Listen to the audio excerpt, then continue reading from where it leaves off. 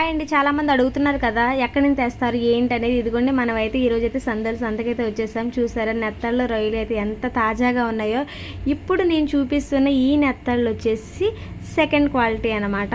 Second quality ఇంత కలర్గా ఉంటాయి. ఇంత కలర్గా ఉన్నాయని పాడైపోయినవి అయితే కాదు.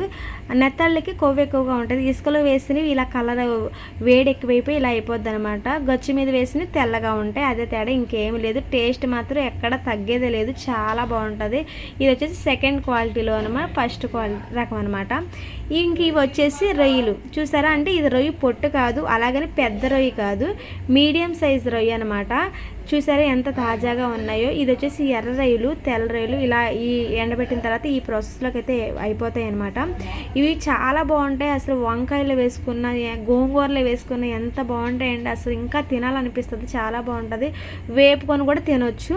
ఇవన్నీ వచ్చేసి మాకు దగ్గరలో ఉన్న సంతలో అయితే దొరుకుతాయి అనమాట. కావాల్సిన వాళ్ళు కామెంట్ చేయండి. Thank you.